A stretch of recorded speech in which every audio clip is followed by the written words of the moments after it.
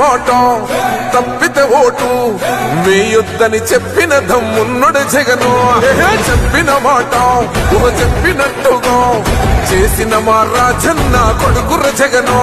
ఏ కష్టం రావద్దని పేద గుండెకు ప్రతి పథకం పంపిండుర గడప గడపకు. పులి గడపలో పులి పుట్టినట్టే పుట్టిండురా.